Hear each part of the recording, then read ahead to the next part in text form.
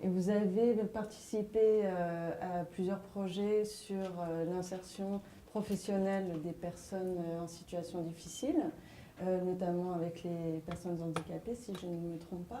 Alors il m'est arrivé à plusieurs reprises de travailler avec des groupes de personnes handicapées, et ce qui m'a permis de comprendre quelle est la difficulté d'emploi des personnes handicapées qui est absolument réelle. Et à votre avis, les freins se situent où? Je crois que d'abord, la première chose, c'est d'enlever les étiquettes. Enlever l'étiquette de handicapé pour la personne, dire qu'elle se sente tout aussi capable que les autres, dans les limites qui sont les siennes, comme tout un chacun. On a des limites de compétences, mais on a aussi des compétences. Et c'est ces compétences qu'il faut mettre en avant, et c'est ces compétences qui vont permettre à une entreprise d'embaucher une personne.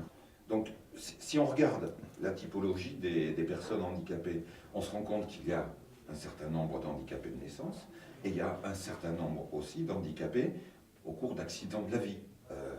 Ces personnes n'ont pas perdu leurs compétences. Elles ont surtout perdu certaines capacités physiques, mais elles n'ont pas perdu forcément de capacités intellectuelles. Et ces compétences qu'elles avaient avant d'être handicapées, elles les ont toujours maintenant qu'elles sont handicapées. Par contre, ce qu'il faut, c'est leur redonner confiance dans leur capacité et leur possibilité d'action, et qu'elles soient capables ensuite de le démontrer à une entreprise pour tenir un poste de travail et un certain nombre de tâches et amener de la valeur ajoutée à une entreprise. Alors, ce qui est très bien dans la démarche d'Abilimpics, c'est le mot habilité, compétence. Voilà. Les personnes handicapées, comme les autres, exactement comme les autres, doivent se définir par rapport à leurs compétences. Et si on sort de ce schéma, eh bien, on continue à les enfoncer dans le handicap. Ce travail est à faire par les chefs d'entreprise et les recruteurs, c'est clair, mais il est aussi à faire par les personnes handicapées, parce qu'elles se limitent dans leur tête sur leur côté non-compétence.